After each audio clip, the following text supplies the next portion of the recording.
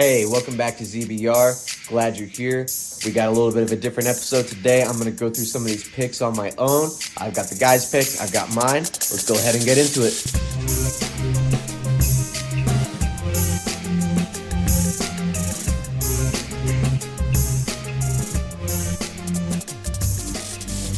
All right, hey guys, welcome into the show. It's Zach, the Z of ZBR, here on a bit of a solo tip today. The other guys are doing some family stuff. So we're going to run through some of these picks. We're going to go through all my picks. I have the guys' picks right here too. So we're just going to kind of run through them, maybe talk about a couple of these games a little bit. But let's go ahead and get started. Going to flash back to Detroit versus Kansas City. I did have Detroit picked. Brady and Reed both had Kansas City. I'd had Detroit since my preseason predictions. I just felt like Kansas City might show up a little flat-footed week one. And then Kelsey was out, and Kadarius Toney just didn't look like an NFL wide receiver, so my pick panned out pretty well, although it could have probably gone the other way. So I'll take that 1-0 start for the year. Moving over to some of the noon games on Sunday today. I'm recording this about 15 minutes before kickoff, so going to try to get these all out of here as fast as possible. Carolina versus Atlanta. I have Carolina. Brady and Reed both have Atlanta. Picking this game, I told myself, I'm one person making a good case for Atlanta away from picking them. And Reed and Brady actually both made pretty decent cases to me yesterday when we were getting these picks. And I almost did switch over, but just for the sake of keeping it different on the show, I went ahead and just stuck it out with Carolina, so we'll see how that game goes. It should be pretty interesting. Could be a pretty meaningful game there in the NFC South to start the year, week one, so that's cool. Moving forward to Cincinnati versus Cleveland. I've got Cleveland. I think they show up week one. I think Cincinnati's, I don't know if flat-footed's the right word, but just Joe hasn't taken any, didn't take any preseason snaps. Missed a lot of practice the last few weeks leading up to the start of the year. Long term throughout the year, I don't think it really affects him too much. But I think week one in this game might have a little bit of an effect. Maybe just get back into the groove of things. I think Cleveland's a pretty solid team. Brady and Reed both have them being a pretty not good team this year, so that's probably part of why they're on Cincinnati. The other part is that Cincinnati's just probably going to be really fucking good this year. I think it was maybe all three of us, maybe not all three of us, had them coming out the AFC this year, so definitely some pretty high standards for Cincinnati here. Moving forward to Jacksonville versus Indiana. The whole ZBR is on Jacksonville. Yeah, there's not a lot to say about this one. Indianapolis not looking real good right now. Jacksonville very much on the uptick. Moving forward to Tampa Bay versus Minnesota, another ZBR. We're all on Minnesota. I kind of thought about Tampa Bay a little bit here. They've got some playmakers, and I do think Mike Evans is going to go on a fuck you tour and say, you should have paid me, but now it's too late. Somebody else is going to give me what I want. I think he might ball out this year. So we'll see. We'll see there, but we all have ZBR going to Tennessee versus we all have ZBR. We all have Minnesota. The ZBR is all in Minnesota.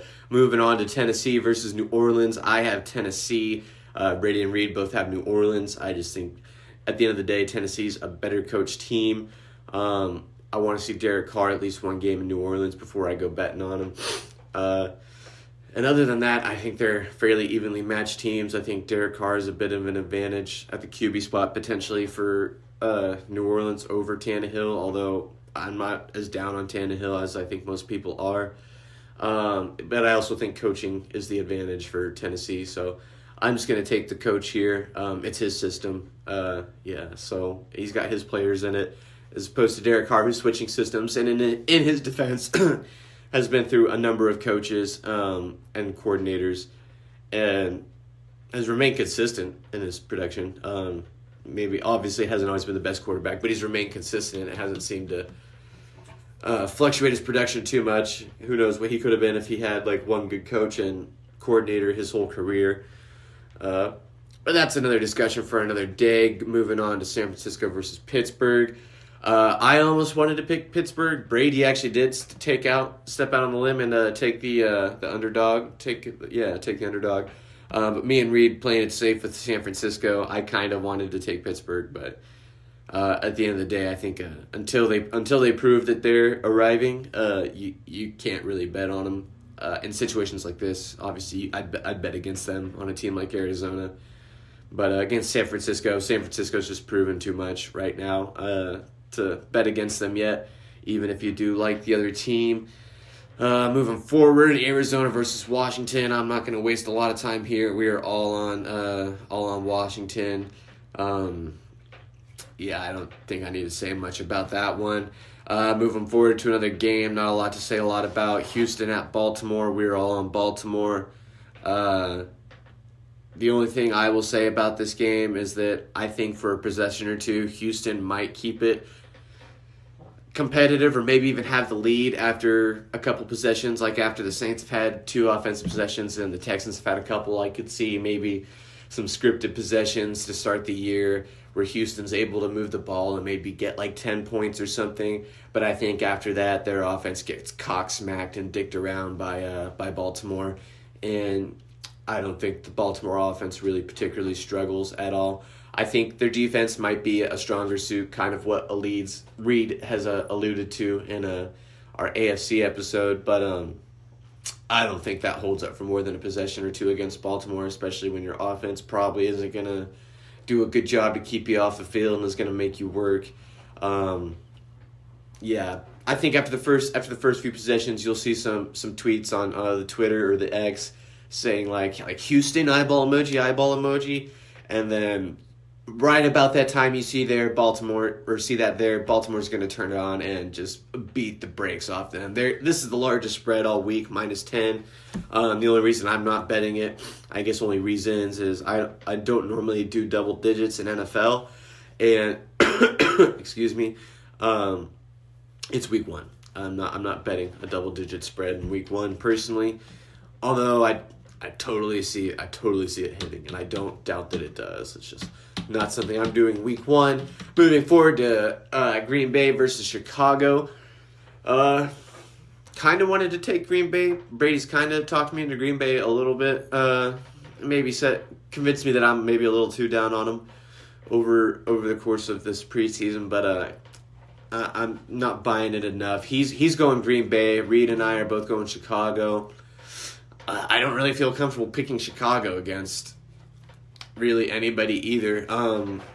But at the end of the day, I feel like Justin Fields might make a few more plays than the Packers can withstand. I'm not counting on DJ Moore and Justin Fields having any kind of connection.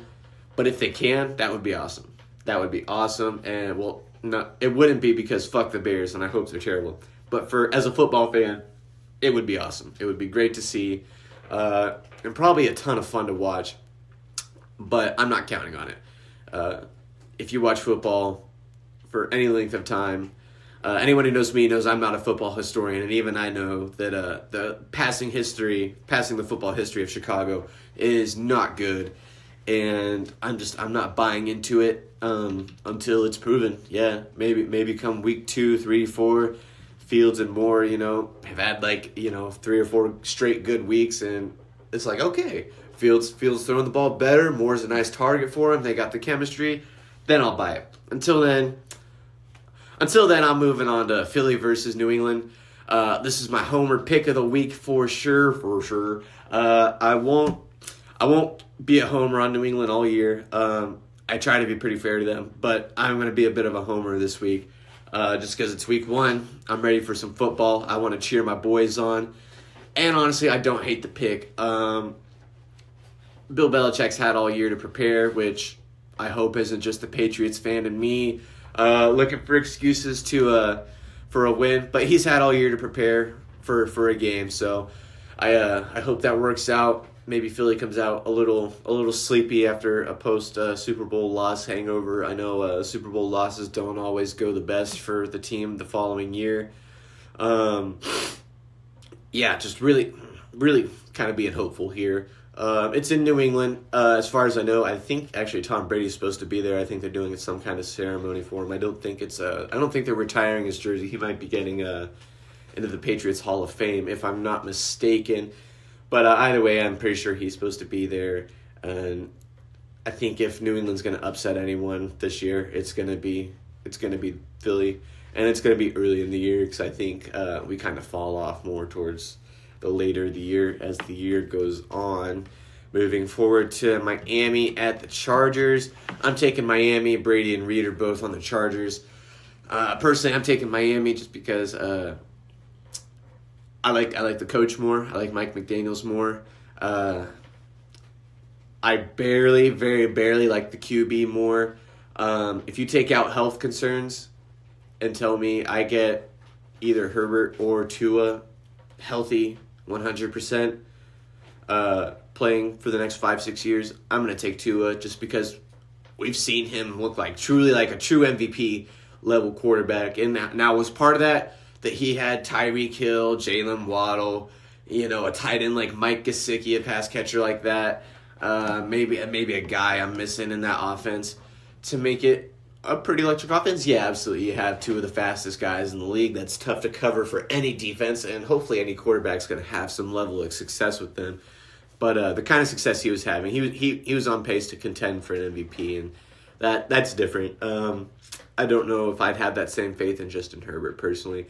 You can't say that they've put the same level of weapons around Herbert, but they have put weapons there. Yeah, he's had his opportunities. The only thing I'll say for Herbert is he has been with the Chargers organization, which is known to just charger it up, and he hasn't had the best head coaching since he's been in the league. But yeah, I'll still take Tua over Herbert. Moving on from there, Rams versus Seahawks. Not a lot to say here. Cooper Kupp on IR. Matt Stafford, who knows what's left in the tank there. Just not a lot going for him on offense, not a lot going for him on defense. Seattle kind of added on to what was already a decent offense last year. Added a good rookie running back, added a rookie receiver. Things are looking nice in Seattle offensively. Their defense, let me look at these preseason grades from PFF. I know it doesn't mean the most, but 23rd from PFF to that was before preseason started, so I guess that might have fluctuated as preseason went on, but a defense is projected to not be that good. As far as this game goes, I don't think it makes too much of a difference. I don't think the Rams are going to be that great. Sean McVay has given Pete Carroll some fits in the past. I think his record against him is like 4-2 or 5-1 or something like that. But I think Seattle's has too much more talent than the Rams do, and I think they are going to come out swinging because I think they know that they have a good chance to do something this year. Moving forward to Dallas versus the Giants, the Sunday night game. I think Reed had this as being game of the week. They're both on. Me and Reed are both on Dallas. Personally, I just think a Dallas is a bit of a. I don't know if juggernaut's the right word, but I think they'll have a top 5 defense, and I think they'll have a top 5 offense too. Dak, is probably going to throw a pick. But I think he's also probably going to throw for like 3 touchdowns. I think Tony Pollard comes out strong, says, hey, this is my backfield now. Zeke who? You stay up there in New England, old fella. And I think Tony Pollard does his thing today and kind of steps out and does his thing. The Giants are kind of a sleeper team for me. Brady is on the Giants this week, and I will admit they are a bit of a sleeper team for me as well this year, but I don't see them beating the Cowboys week 1. I just don't think it's very likely. I definitely think it's possible. Danny Dimes could show up, a defense could show up, and they could have a good day. Maybe they control the ball with Saquon if they're able to establish the run, which I don't foresee against Dallas, but maybe they're able to make it happen. And we'll see. I think that could definitely be a very fun game. Reed thinks it'll be a shootout potentially and very, very close. I think Brady also had it being pretty close, but with the Giants edging it out instead. Moving on over to my game of the week, the Monday night game, Buffalo versus the Jets. I think it's going to be electric. The media's tried to hype up the 9/11 narrative. I don't think that means too much to the players anymore. I think for some of the fans, maybe it might get them a little more hyped and have some of the fans a little more emotional. But as far as the football game goes, I don't really think it plays too much of a factor in it. Brady's on Buffalo, which I don't hate. He was saying he feels they're the more talented team, more experienced. I think he liked their coach more, which are all fair takes. Buffalo's a pretty loaded team, good defensively, good receivers. We know what Josh Allen is in his system. He's a known, and we're not sure what the Jets are. That's an unknown with Aaron Rodgers. So that much is fair. But personally, myself and Reed too, taking the Jets, number one defense last year. No reason to suggest fall off. Addressed all their major needs, which was quarterback and skill position. You bring in one of the greatest quarterbacks of all time in Aaron Rodgers to fill your quarterback role. Is he what he was maybe even 3 years ago? Probably not. But is he better than Mike White or Zach Wilson? Yeah. I would bet a pretty lump sum of change that he performs better than Mike White or Zach Wilson did last year and can maybe win them some more games than they did. Offensive line still has a question mark or two. Could be a little better. But at the end of the day, I think we'll be okay. Added Dalvin Cook to Breece Hall. I like Dalvin Cook being the number 2 there to Breece Hall, especially once Breece Hall's healthy. I think that'll be a nice 1-2 punch. You got Aaron Rodgers brought a couple of his buddies along at receiver. You know he brought Randall Cobb. There was no way he was going anywhere without Randall Cobb. But you got Garrett Wilson too, who last year in a not good offense had some pretty solid production and showed a lot of potential. And so now you give him a quarterback that he's apparently looked really well with through the preseason, through camp. I like that. I like that offense. And as for my preseason predictions, I'll personally say I know I had Denver being pretty good and bouncing back this year and really taking a step forward under Sean Payton. But I just don't think it's happening. Or not that I don't think it's happening, just not to the extent I thought it did. I had them getting a bye, and I don't think that's happening anymore, especially with the injuries to Judy to start the year.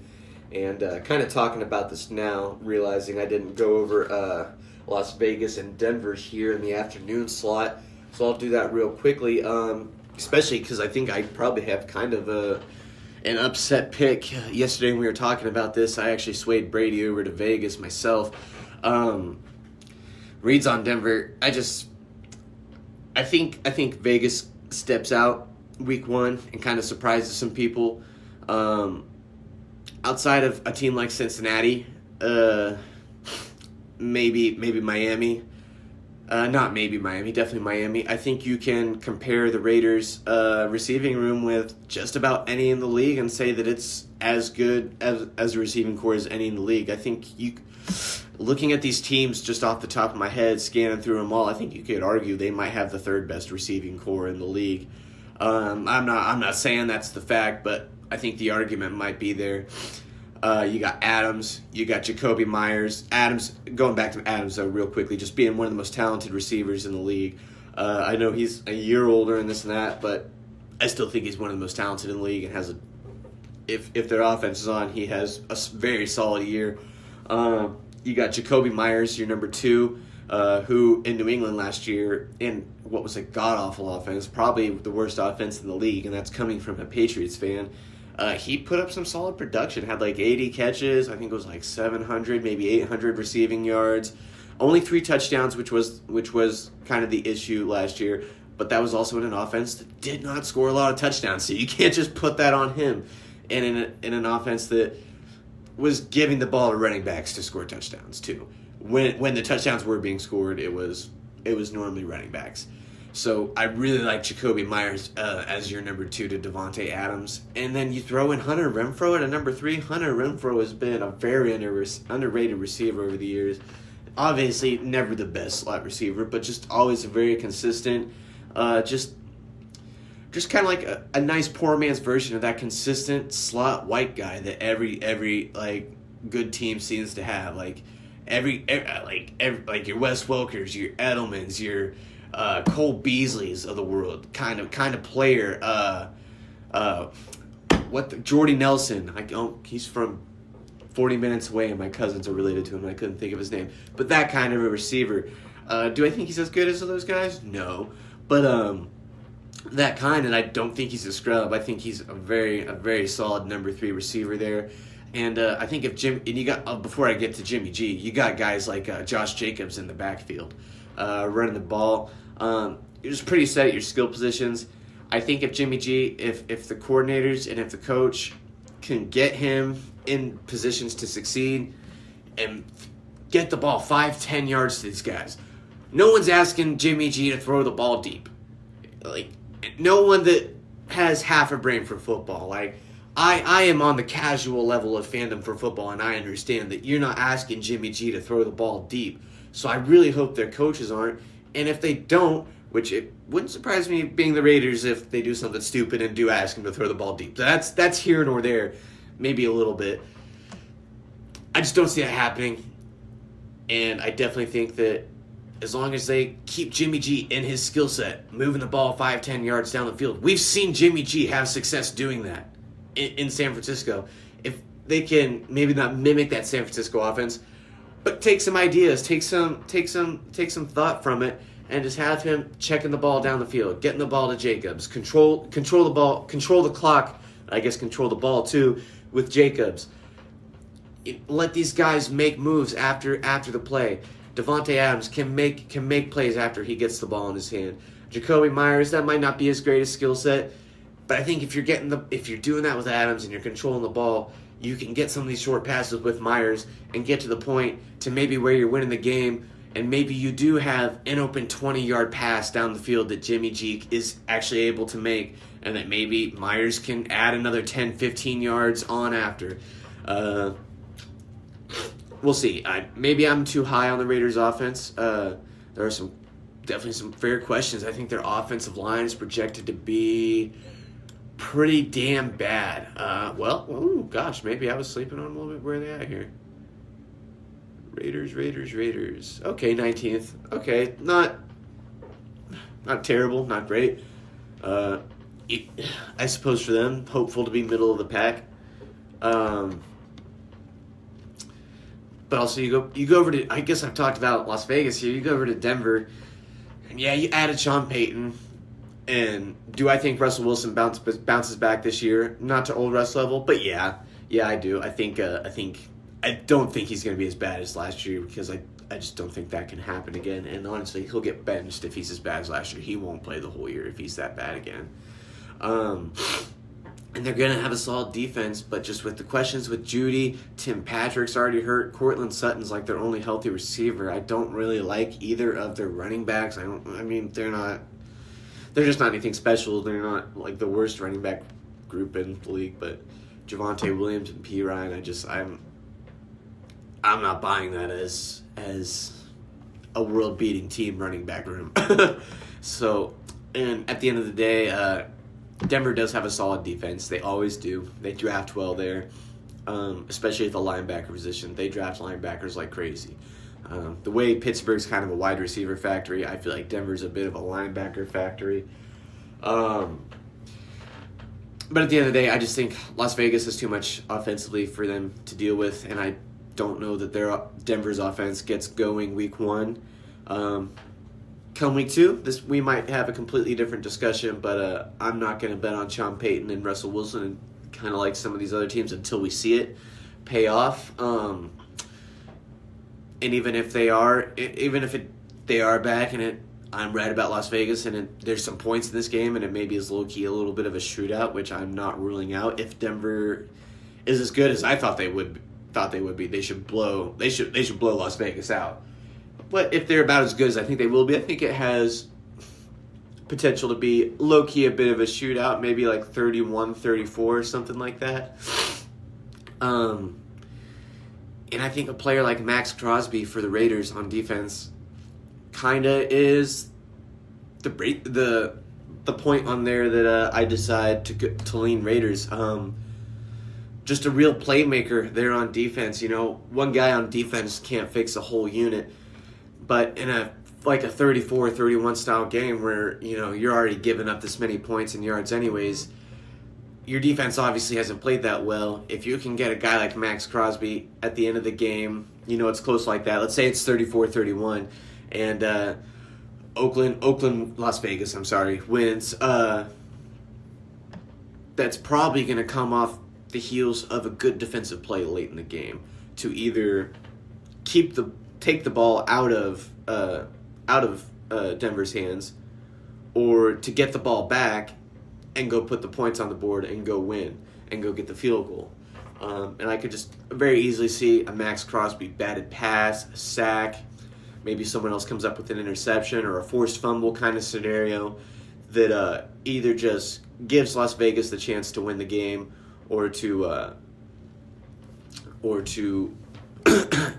excuse me, go or hold them off. I'm sorry, I'm kind of spacing out here at the end of this.